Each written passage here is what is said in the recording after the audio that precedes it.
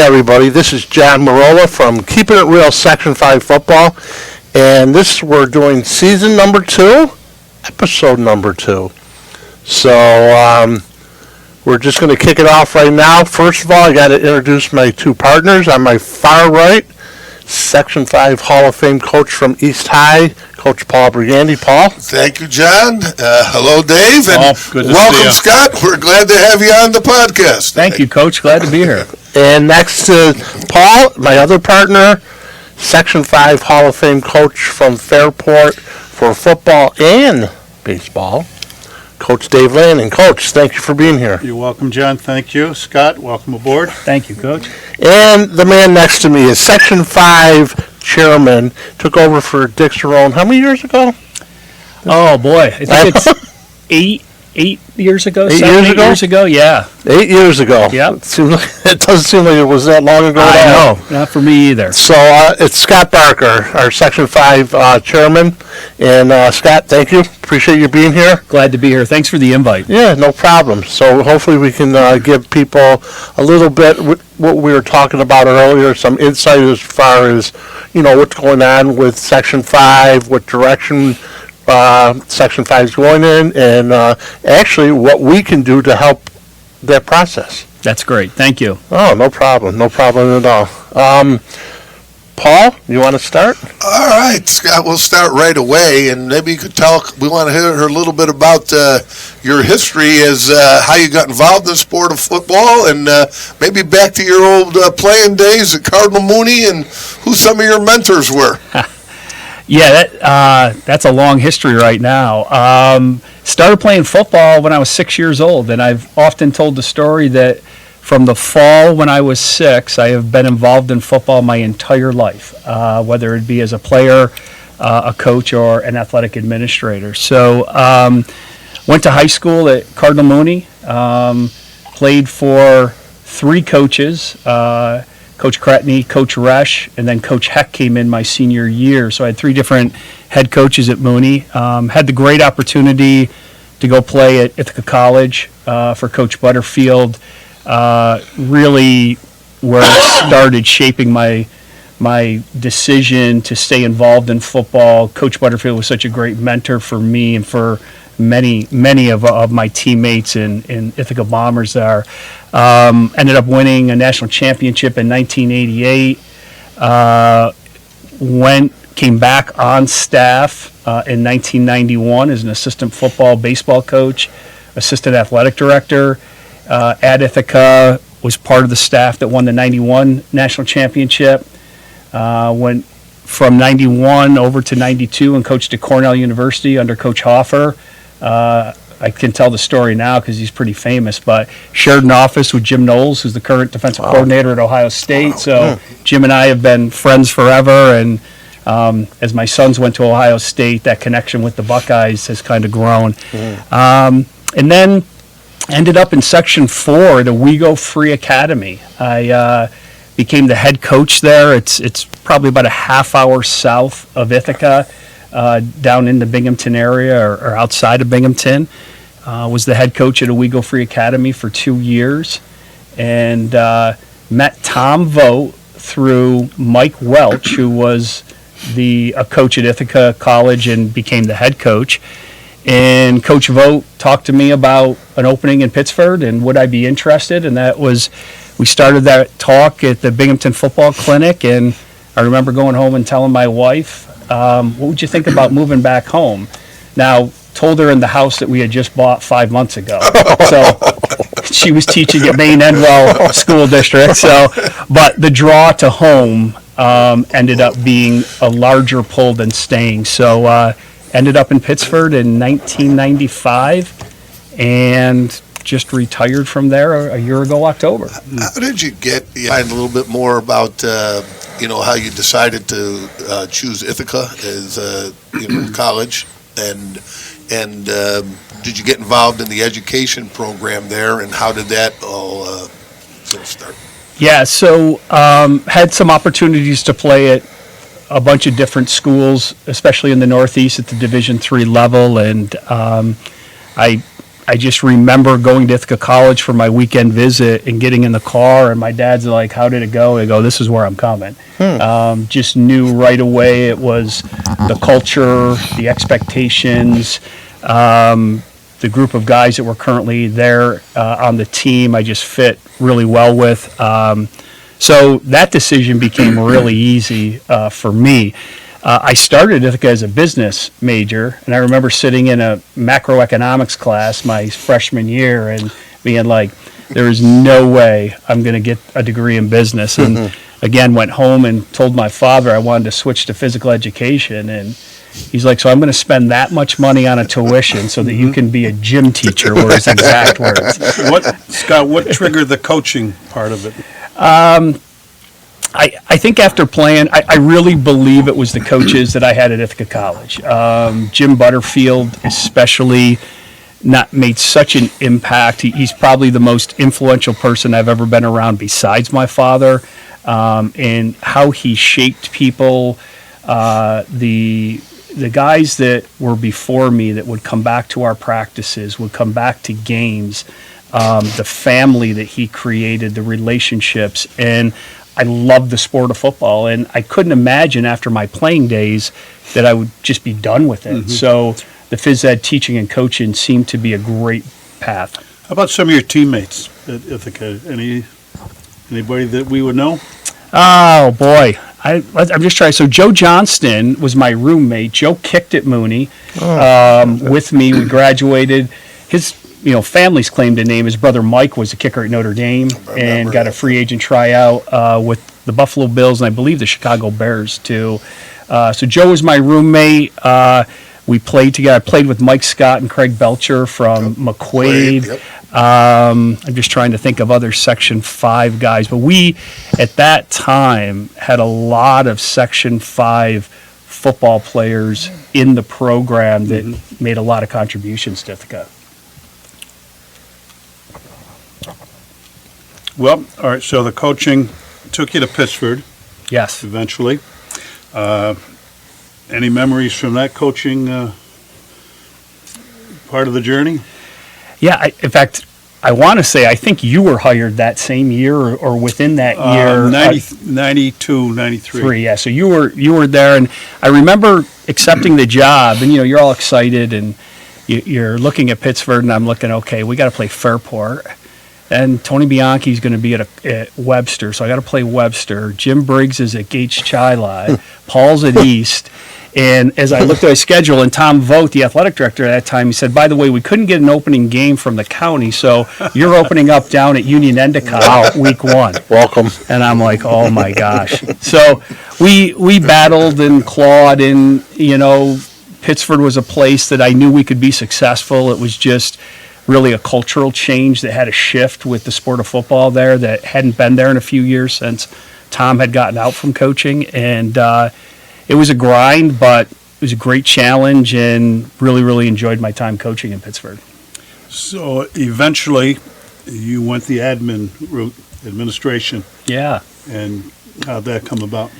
That came about. It's an interesting story. Our athletic director at the time that took over for Tom after my first year was Lee Roblin. And it was the spring of '98, and I get a call from the superintendent's secretary, and she said, he needs to see you right away. Now, I'm a phys ed teacher at the middle school, football, wrestling coach, girls lacrosse coach. I'm like, oh, so what happened? It's like getting called to the principal's office, right? Really. So I go over there, and he said we had Lee, unfortunately, had a brain aneurysm the weekend, and he goes fill in for him for the rest of the spring. He goes, do you have a shirt and tie? I said, yes, I do. He goes, well, then report to the AD's office Monday. We'll take care of a sub. And from that point on, I never interviewed for that position. I got it. Wow. Lee never came back full time, so I was kind of an interim assistant AD with him. He could only come back part time, so I was in the office the whole time, and I was still coaching football. And the superintendent, Mary Alice Price, called me into her office, I think at 2000, and she said, you have to choose one. because either if you don't, you're going to kill yourself. Trying to do both these jobs, overseeing 2 high schools, 2 middle schools, and being the varsity football coach.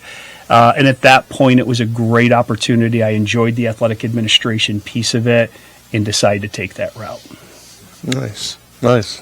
How did you, moving from there, how did you decide to be the Section 5 football chairman once Dick Cerrone retired? And how did that interest, and tell us a little bit about that story. Well, that really, when I gave up the head football job, I needed to stay involved in football. And Dick, said, hey, we can always use you on our committee. So I worked on Dick's committee for years. I tell stories of working up in that press box at the old Paytech Stadium, and it wasn't even finished, and we had space heaters that were trying to keep us warm, and learned so much from a guy like Dick and everybody that was on his committee, and what it took to be at the Section 5 chairperson's position, and then also everything that involved with running football, not only in our section, but also at the state level. So when Dick was ready to step down, he was looking for people that might be interested. I was a little hesitant because, the AD job at Pittsford's a big job, and but I met with my superintendent, told him that this opportunity was available, and he said, as long as it does not impact your role here as the athletic director, I would support you, and that's how it happened. And then how did you select your committee? Now you have to put together a Section 5 football committee. Dick Cerrone had a lot of the longtime guys that had been with him. And how did you pick yours, and what were you looking for when you were making those selections? So one of the things that I wanted to just change, I guess, is because there were new people come in, change is good. I felt there needed to be more representation on our football committee. So my goal was to get coach and athletic director representation from every league within Section 5. And we started to work that way, incorporating those that were still involved, but many of them also left with Dick. And that's natural, too, that they had been working that long with him. So we tried to bring in a more representative type grouping. And then when we moved to Federation football, it was actually even easier because you had AD and coaches reps from every classification along with being league reps, and that whole committee evolved. My first choice was always Ithaca Bombers, though, if there were Ithaca College football. So the Jeff Mandels, people like that, Kenny Hamill. I tried to get as many good people that I knew would do a great job working for the section. So 8 years as the head of Section 5, and then some years before that as part of the committee. How have things changed? It's changed drastically in some components, but not in others. Football's football. We're still running a regular season. You're still running the sectional playoffs. Your representation, into the states.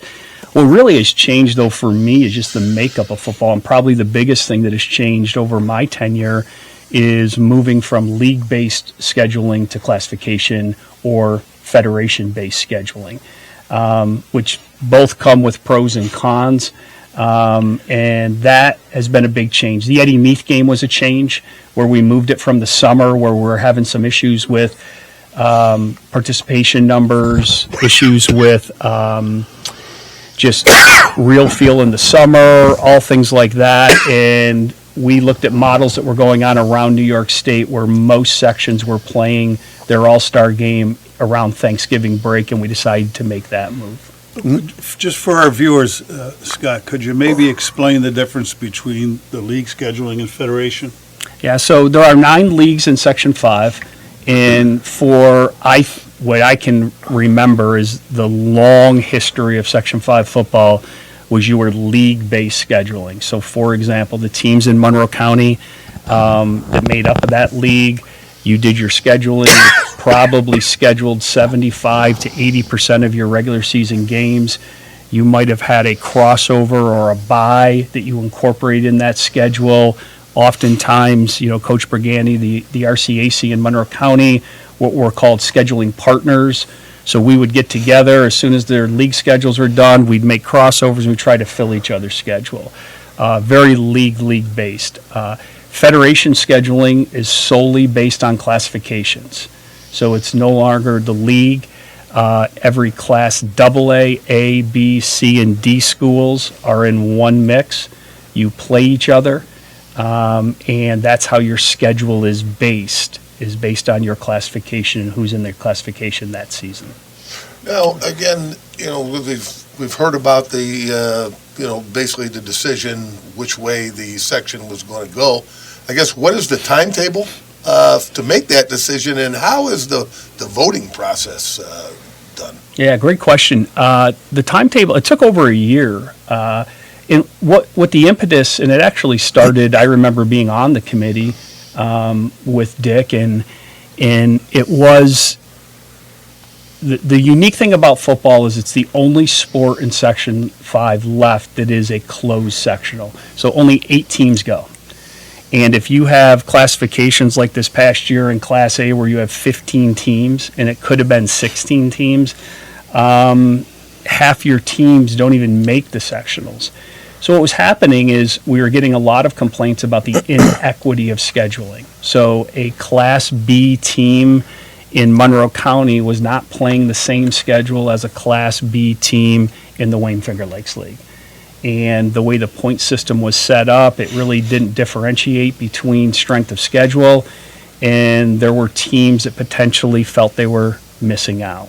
So when Federation became a recommendation, which is what every other section across New York State uses, we were the last one using league-based scheduling. The idea with Federation is that you would take that away, that inequity of scheduling, and in theory, your schedule would be made up of the exact same people that are competing for those 8 spots. And at the end of the day, hopefully the top 8 teams would make it. And so Section 5 has a leadership that's called the Section 5 Athletic Council. All 9 leagues are represented on that council with a superintendent, a building principal, and 2 athletic directors that make up 4 votes for their individual leagues. Based on the Constitution in Section 5, a referendum vote was put out to every member school based on the Athletic Council's support. And the Constitution reads that any due-paying member school that has at least 1 athlete in the sport receives a singular vote. So every single school that's associated with football, let's say Pittsford, for example, as a merged team, Mendon and Sutherland both got a vote on whether we were going Federation. And in that case, for example, Edison Tech, who may have 4 schools combined with them, they would get 4 votes. Yeah, in fact, the RCAC, most of their schools are merged, right, with either like an Edison that might have 3 or 4 teams each year, but I think Monroe is the only one that stands alone anymore because he's just got World of Inquiry. And so, you have any of those schools, each one of those schools would get a singular vote. Now, we're seeing more teams go the independent route. How does that factor into what you do with Section 5? It's tough. Tough for me. In the language of the referendum vote, we put language in there that said that if a team was in need of assistance due to rosters, just the overall state of the program, that you could apply for program assistance and the Federation would allow you program assistance. However, the section would not allow you to play in sectionals, which made sense because you go out and get your own schedule and you're not playing everybody that's competing for those 8 spots. You shouldn't be allowed to play in there. And that worked great the first 4 years. We had about 5 to 6 teams each year on program assistance. We had some that went to program assistance and then came back after a year or 2, built their programs up. And then this past year, we were kind of thrown a curveball because the entire Wayne Finger Lakes League, with the exception of ER Gananda, made a decision that all of their teams were going independent. They did not apply by school. They just notified the section, and the Section 5 leadership made a decision that they could really not do anything with this, and they allowed them all to go independent. So it's a problem. It has caused some angst throughout the section. There are coaches especially that feel that if you're telling me I got to play this schedule and they're just pulling out and there's really no reason, or there is a reason but we just don't know about it. All of those things we're working on right now in the off season, and we hope to have a little bit better path moving forward next year. What about the state classifications? Do they change their numbers? How does that affect us too in our section? And there was some talk of maybe the Long Island schools getting involved into the state playoffs, and if that was the case, then would some of the numbers and classification numbers be changed? Sure.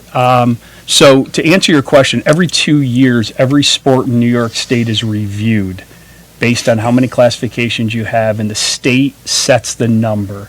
And really, like in the sport of football, you have 5 classifications. You look at the overall number of schools playing football, and you try to go 20% all the way down. So from their eyes, it's an equal path, depending on the number of teams, to get to a state championship. Yes, I will tell you that there has been more conversations in Long Island about them joining the state football championships. 2 of their executive directors over the last couple of years have actually come to the state championships in the Dome. They've brought committee members with them. I think one of the sections is much more ready to go. But at the end of the day, you talk about past history down there, that Long Island championship is a big deal. And they have to be willing to make some adjustments to that Long Island championship in order to get into the state championship. Because doesn't that fall the same time as the state quarterfinals, semis, and all that? Yes, it does. So they would need to figure out, they would still play each other. 8 would play 11, because that would, just like 5 plays 6, it would be a natural regional.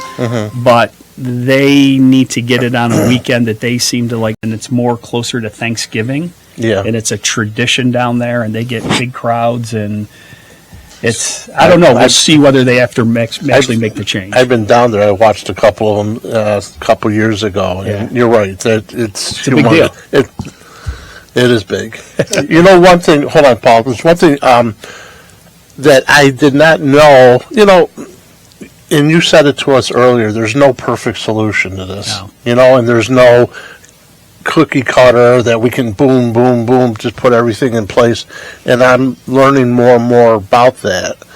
And, you know, like we were talking earlier about the Eddie Meath game, you know, I was brought up, when I started coaching and everything was in the spring. But then when we were talking about, you know, the logistics around it, there's pros and cons to the spring. There's pros and cons to the fall. Yes. So it's just the understanding part that I'm becoming more, you know, trying to grip it or whatever. Sure. You know, and it's just a lot of people, you know, if you don't know, it's easy just to point a finger. Yep. Absolutely. But that's one thing I'm really glad that you were here today, just to, you know, go over those things and just kind of like, you know, make people aware, make us aware of that. And we've also talked earlier about, you know, if there's anything that we can do as, you know, coaches, or even, you know, with the podcast, you know, we'll do anything for Section 5. Great. And you know that from Appreciate day one. that. Yep. Exactly. Scott, Go ahead, Paul. I just want to ask again, is there a timetable for a decision to be made, whether it's leagues, whether it's federation, and then when can the scheduling process begin, and so teams, have their schedule set for 2025? Yeah. Is there a time frame? Yes, there always is every year. I do not have the exact dates right now because we had a Section 5 football committee meeting a week ago Monday. We talked about the offseason. The league versus federation topic came up again. It does every year. And we will have that timeline set, but traditionally is if you look at past history, you have to make a designation of whether you're going to be in the federation or independent by the end of January, first week of February. It falls right in that timeline. Once we know how many teams are in the federation, we begin our scheduling process, and we approve the football schedule for all classifications. Again, usually at the March Section 5 Athletic Council meeting, I have to present it to that council. They approve it. And then we go out and work for buys to fill those buys, if needed, by neighboring sections. And what about when teams decide to combine? Like, you know, you had and you know, how late into a year can they make that decision? And then does that may affect classifications and may affect scheduling? Correct. So yes, there's deadlines that the section requires that they meet. For football, it's not the same as other sports because we have to know ahead of time because we are a federation-based schedule, so we need to know which classification they're in. I would equate that the same thing to the classification review committee. So when all the private schools, prep schools get reviewed, we have to have all that done prior. So that's why this time of year right now, much of that background work is happening so that when we get into the month of February, we're pretty solid on how many teams are in each classification. And that would be the same if someone decided to move down to 8-man? Yeah, we're a little bit more lenient on that. And I take full ownership of that. I know it can disrupt schedules, but I find it hard if a team cannot field a full roster to say to those group of kids that you can't play football this year. So we do have teams that towards the summer, first week of August, they declare to go 8-man. We make adjustments as best as we can. We've had great success with 8-man football here in Section 5. We have two-time, not this year, but the last two state champions, even though it's not an official state championship. Pembroke has won it. Oakfield, Alabama, Elba has had great success with it. Kelmum, Red Jacket. So we want to continue to support programs to go 8-man if needed so that kids can still play football. Scott, there's always change. And if you had a crystal ball or a wish list, what changes would you like to see in the near future in Section 5? So I think the first change that I would like to see is being able to, and I don't know if it's a change, it's more of a resolution, is to resolve this federation versus league scheduling piece. It really is the biggest hurdle that we face every single year. And every time we vote, it literally is like a 52%, 48% results. So no matter which way you go, half of the programs are not going to be happy. And I get that. There's nothing we can do. We can only go with the simple majority. So I do wish that we would have that. I do hope for a change moving forward, that the section is willing to support defined program assistance. So teams that do need it, it's important. I look at Olympia Odyssey. The last 2 years, they were program assistants. They're coming back into Federation last year. That's one that worked out really well. And we have multiple examples of teams like that have worked out, where they've built their rosters up. They have 3 levels of football, solid coaching staff, and they're ready to come back into Federation football. It's just difficult where we're in this position where if you're looking at who you're playing or who's in your classification and you're not making a decision because your program needs help, you're maybe making a decision for other reasons. I hope that changes. And the last thing I would say is I hope we continue to recruit and increase our officials group because that is week to week. I know you had Pete McCabe on as our signer before. It's a problem all over our state. It's all over the country, and Pete does an awesome job. But need to continue to recruit and get young officials into the game of football. Are overall numbers pretty healthy?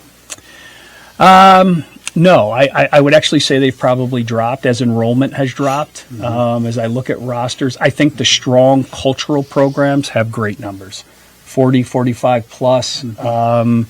And to me, that's a critical piece of high school football coaching. Well, you even hear it at the NFL right now when they talk about the Chicago Bears. Do you want to bring an X and O guy in, or do you need to bring a cultural guy in? I think the programs that have great leaders in their head coaches with great culture find success with roster numbers. But overall, roster numbers are dipping. There's just a lot out there that kids have opportunities to do. As you all know, sitting here, football's tough. It's not easy, and there are things that are a lot easier that are out there that kids sometimes gravitate to.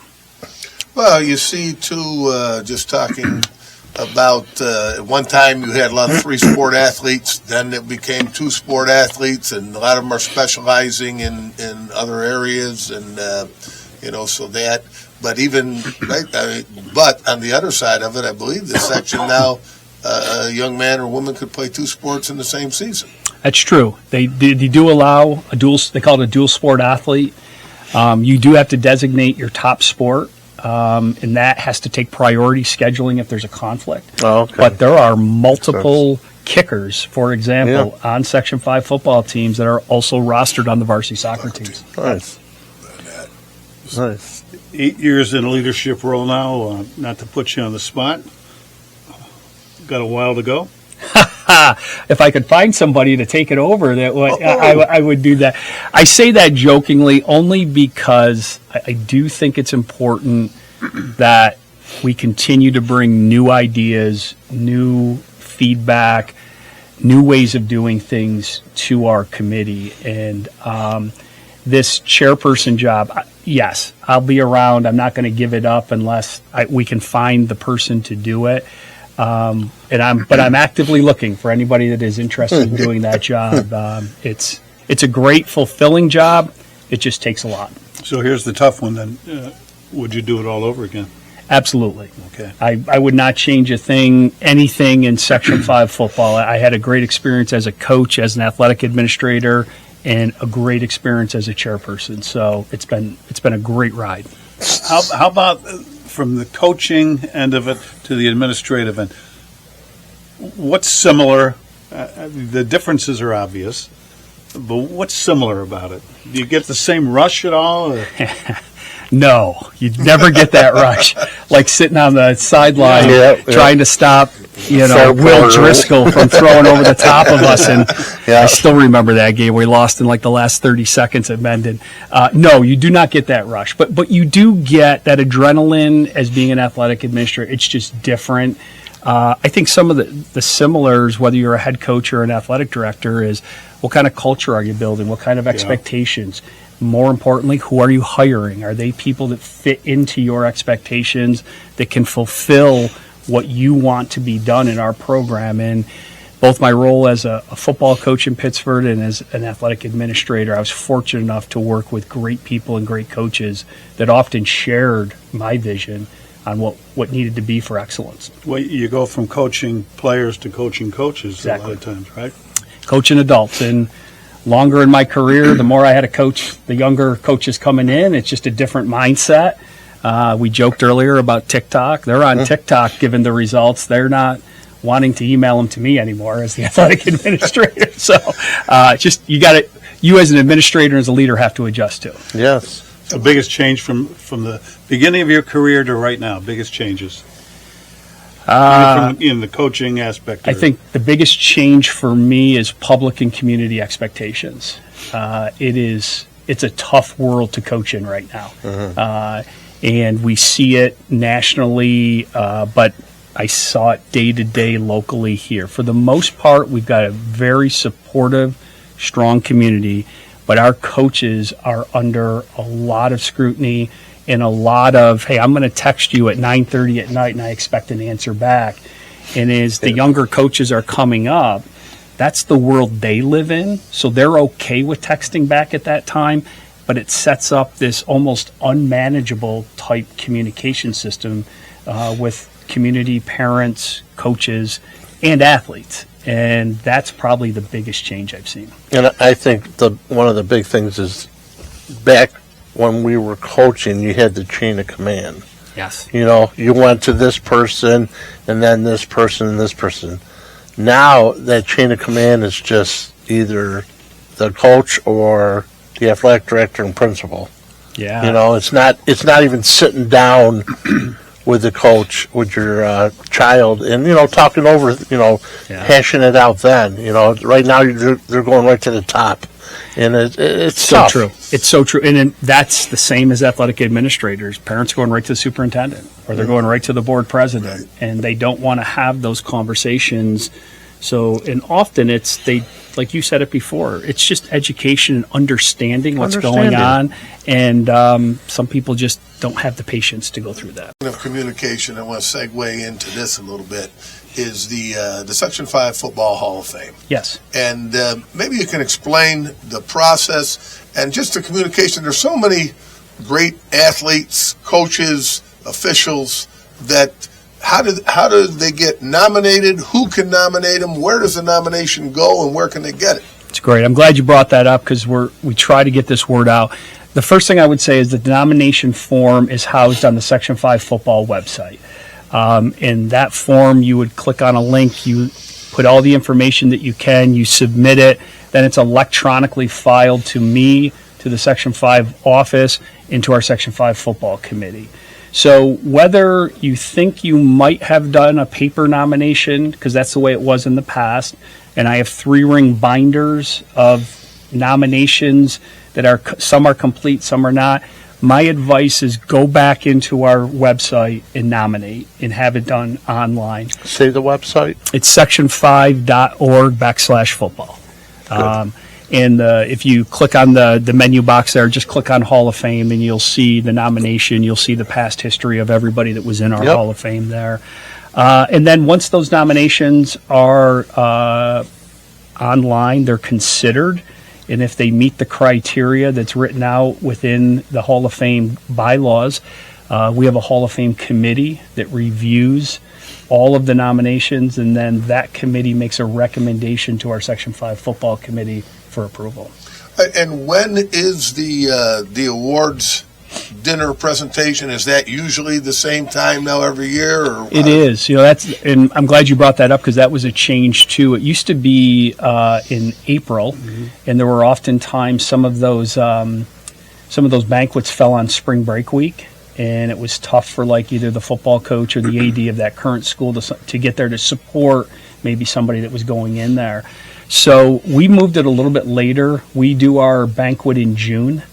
It culminates our regular or our off season. So we've gone through the entire scheduling. We've got the schedules approved. We're ready to end the school year. And the last thing that we do in June is we hold the Section 5 Football Hall of Fame banquet. And on that Section 5 website, can you purchase tickets, or how does the ticket purchase? Yeah, so the ticket purchases are online, which is another, everything that comes up is a change, right? Very rarely, we offer a cash exchange, but almost all tickets for sale within Section 5, both at athletic events and banquets like this, are all done online. Eddie Meath is done like that. Mm-hmm. So you can go online. There's a ticket link right there for this upcoming banquet once we get the details set, and you can go online and buy tickets right there. The sectional states are all done online. Everything. And everything. As soon as you get used to it a little bit, honestly, us old guys with all the gray hair up here, when it first changed over, I struggled with it a little bit. Sure. What are you talking about, John? Old guys. Everybody but you, Coach. All right, yeah, thanks. I guess nobody gets old out in Fairport. No, God's country. So, yeah, it took me a little bit of time to get used to, but honestly, it's like, boom, you do it once or twice, and then you got it. Yeah. And you go to the game, you don't even have to worry about standing in the line or, this, that, and anything else. You show them your phone and you're gone. Yep. So I change, open mind. Yep. That's the biggest thing, it's tough, but, just be open-minded. And, again, there's no perfect to any of this, and things are always changing. They are. Constantly out. It's got to be almost every day. Something is changed. Something comes up, absolutely. Yeah. Coach? Well, I was going to put you on the spot here, Scott, for a second. Summarize for me the state of Section 5 football right now. So the state of Section 5 football right now is, I think, in very good state of being. Our top to top middle of the road teams are as competitive as anybody within New York State. Our teams sometimes, and you've both experienced this, is it's just tough to get out of our section. So whether you were Brighton and Aquinas getting out of here, or Pembroke and you lose in the state semifinals, it could have been Canandaigua or Monroe who lost to Brighton in the quarterfinals that could have been to that state, or maybe even advanced further. Yeah. So our upper level is really good. I think the overall concern that I have is the some of the programs that are currently really struggling with getting kids out. There's, and coaches, you've been around for a long time. Would you ever have thought the day that you would see Leroy? Come on, we talking. We had Mike Monticelli on when he couldn't believe it. So that, to me, is a great indication about where we are with football. Teams are struggling with getting kids to come out. There are more merged football teams than there ever has been, just so that communities can continue to offer the sport of football. I want to touch on that a little bit with just New York State and now taking it to the whole New York State level. And I guess my big question is, when you look at the surrounding states, New Jersey, Ohio, Pennsylvania, they all play more games. And what's been the pushback why New York hasn't went to that level of additional games and any flexibility in scheduling? Yeah, so I would tell you that we have made changes. So we have gone to an 11-week season for championships. So what that means is that on week 11, your Section 5 championship can occur, okay? Every team has the opportunity now to play 8 games in the regular season. Most make at least the first round of sectionals, so you're doing 9, and most teams are taking advantage of 9, sometimes 10 games, which is similar to neighboring states. The difference, if you look at the makeup of those states, their sectional championship is not what ours is. They don't have, state of Ohio, they go right to state championships. They get ranked in the 4 regions coming out of their regular season. So they're playing 10 to 11 games, and then they're just going right to states. See, I always felt it hurt our state, meaning when a recruiter from college come in, they look at the neighboring states, they play more games, and they have more film, more evaluation. And I always thought that put us at a disadvantage. I agree with you. I think we're closing the gap.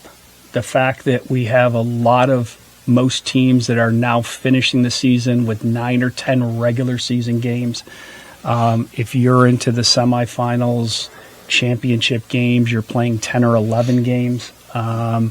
So we are closing that gate. If you look around, you got that wide receiver at Monroe that's got scholarship offers from everywhere in the country, including Ohio State and Michigan. So the talent is there. It goes back to what Coach asked me about what I'm concerned about, where I think our top-level talent, top-tier teams are really good. I just don't know if our middle and lower-level teams are of the same substance as some of our neighboring states. When we started thinking about the podcast was actually our year anniversary was like a couple weeks ago. We were driving down to Ohio. I have a team down there, Massillon. Oh, yeah. I love watching Massillon. Yeah. So it was Paul and I driving, and we had George Giordano with us. and behind me was Bob Ebert, and then behind George was Sammy Casarino. So we're driving to Ohio, and we're just shooting the bull, and Paul and I we're talking about Section 5 football, and it's like, I wonder, can we do something? Can we do something? And I looked at Paul and I said, let's have a podcast channel, knowing nothing about it. Which, Sure. And I'll tell you, I'm driving. I looked in my rearview mirror and I see George sitting in the back seat, and he rolled his eyes at me. And I didn't take that as a slap in the face. I took it as a challenge. There you go. And then Paul and I kind of sat down after that, and we said, okay, what do we want to do? How do we want to do it? And the big thing with Paul with this was information. We want to get this out to people so they know if there's camps coming up. They know if there's the Hall of Fame dinner or whatever's going on in Section 5 that, you can hear it from us, and we're going to get the word out. So that's one of our main objectives when we did start this. And I just want to say, thanks. Thank you for being here. Thank you for talking to us before a little bit about Sure. things. And like I said, there's no perfect solution, and there's always pros and cons. When I was coaching at Aquinas, we never played, except for McQuaid, anybody in Section 5. And I liked that. I liked that a lot. But I could see pros and cons to that. And I could see the pros and cons, and again, there's no perfect solution, but we're all here for the same purpose. Yes. We should have said that about 40 minutes ago when we started. It's about the kids, Right. And just trying to let the kids understand, the parents understand what we're doing and what we're trying to do. Coach? Well, Scott, you referenced Ohio State a few times, and keeping in mind that this will come out Thursday, this episode, and you'll either look good or bad now. Prediction for the championship. I can tell you. So I want to preface my prediction by saying I have family members, including my sister, that are graduates of the University of Notre Dame. So we have alum. I have my two sons that are alum graduates of the Ohio State University, Right. and my prediction is Ohio State will win. I think it will be a good game, but I think overall Ohio State has just a little bit more offensive firepower than Notre Dame right now, and they'll pull it out. Fair enough. Fair enough. Scott, we appreciate Thank you. it. Thank Anytime. Scott, thank you. Coach, thank you. Thank you. Yeah, anytime. Now, one thing before we close up, I got to go over is our sponsors. Yes. I mean, that always helps. Actually, I am working on, within the next couple of weeks, picking up a couple new ones. And but for right now, we have the first one up top is G Athletics, George Giordano. And actually, to let people know, in February, my two partners will not be here. They're, I don't know, they go down south like. So I guess I'll be running this solo. I'll be auditioning with ESPN. Woo! Dave is, Oh, really? Dave has a couple interviews. I got to come up with more cash for this. I would say. I'll get you a cordless microphone. How's that? I'll be relaxing on the beach. There you go. There you go. So is G Athletics. George runs camps all over, year round. Yep. And in February 17th and 18th, I'm going to be at Total Sports, and he's running a girls' flag football camp. Yes. So I'm going to be there interviewing a couple, some coaches and some players, and just a little more for us. After that is the guy that we went to during the season. We were broadcasting from Premier Sports in Grease Ridge Mall.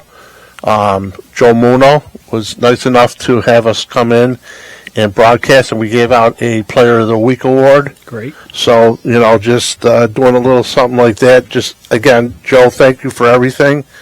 Hopefully we can all do it again this year.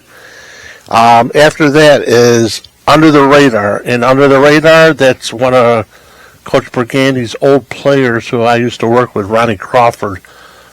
We do security in the city. He runs a private security company. And anybody looking for security for home or with your business, Under the Radar, Ronnie Crawford, that's the man to call. After that is Rochester Jewelry and Tech. And that's up on Mount Reed, across from Wegmans, that plaza right there.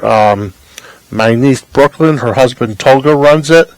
And if you go in, mention our show, he's got all kinds of stuff there. He really loaded up. Got some really nice stuff up there. Just go up and tell him that you've seen the show, and he can help you get some deals done if you're looking to go that route. After that is Making a Splash. Making a Splash is not running right now because it's we're in January, but that's my brother Dan Marola does that in the summer and springtime. Pool liners. If you mention the show to him when you get it done, he'll give you a $100 discount. So that's something to look to. And the other one is Custo Print. It's up in the Street of Shops on West Ridge Road, right next to one of our favorite places in the world, Country Sweet. And Custo Print, I go up there and get all our stuff done, and they're just super, super people. They do a great job, and just appreciate their help. Okay, now after that, Maybe highlight next week, John? Who our highlighting guest next is? week will be, we talked about it earlier. It's last year when Paul and I did our first episode. Paul and I just kind of did like a little we introduced ourselves and, told people what our goals were and why are we doing this and all that. Then the next week we had our first guest, and we're going to have him back next week, is John DiTullio. And John's been a friend of mine for over 20 years. Maybe you can bring that story out with him about when he interviewed you. Yeah, I think it was his first interview. He brought his own camera. Yeah. That's great. So, next week we're going to have John back on. And the week after that is we're going to start having some of the coaches in from the 2024 Section 5, and it's Coach Leon, excuse me. Steve Land. Steve Leon, Brighton, and, again, they did such a great job.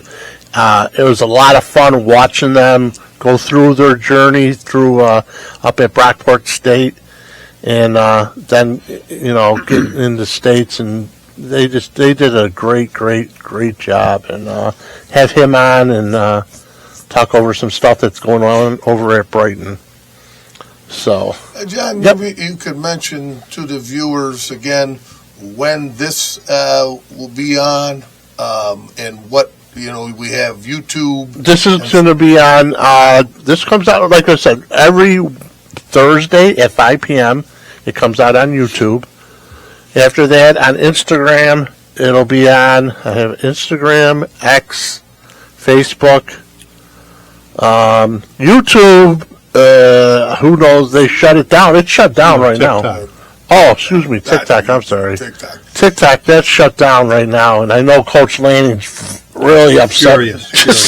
I thought he was going to rip the house apart when he came down. And John, you could mention too about they can push that subscribe button. It's free. Yep, that's free. Please subscribe. Our views, we have close to 8,000 people have viewed our shows, so the views are great. Subscribing, please subscribe. Hit the like button if you have any comments. We've had some great comments, but also I've had some comments that weren't so great. But I enjoy them all. So just whatever you got to help out the show, help us out. Again, we're all in this together. I believe we're second only to Taylor Swift in terms of views and. Yeah, of course. I think the Kelseys had a podcast. They do. You don't even want to know how much they make off their podcast. But anyways, thank you for being here. Thank you all. Appreciate what you. you're doing here. It's great for football. You know, we'd have you back. Any new information Absolutely. coming out and you want to get it out there, we're having you to pass that Thank on. you. I'd love to come back sometime. That's great. Now, at the end, which we did talk about, is you should watch a couple of our shows. At the end, I'll say 1, 2, 3, and we'll all point, and we'll say "Keeping It Real" Section 5 football. Great. That's our ending. Okay, everybody ready? 1, 2, 3. Keeping It Real Section 5 football. Good night, everybody. Have a great night. Lately, I've been thinking, I want you to be happier, I want you to be happier. When the morning comes, and we see what we've become. In the cold light of day, we're a flame in the wind, not the fire that we begun. Every argument, every word we can't take back. Cause with all that has happened, I think that we both know the way that the story ends. Then only for a minute I want to change my mind, cause this just don't feel right to me. I wanna raise your spirits, I want to see you smile, but no, that means I'll have to leave.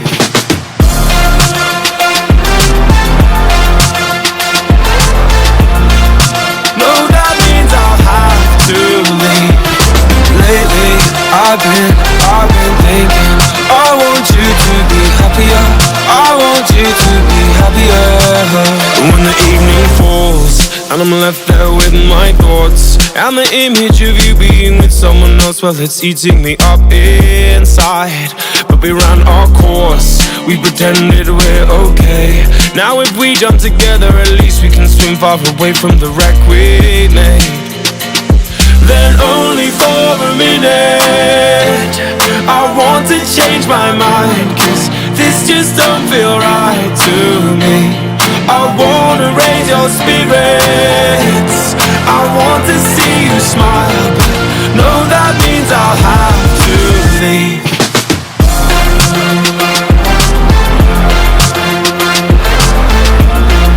No, that means I'll have to leave. Lately, I've been thinking, I want you to be happier, I want you to be happier. So I'll go, I will go. So I'll go, I will go. Lately, I've been thinking, I want you to be happier, I want you to be happier. Even though I might not like this, I think that you'll be happier, I want you to be happier. Then only for a minute I want to change my mind, cause this just don't feel right to me. I wanna raise your spirits, I want to see you smile, no, that means I'll have to leave.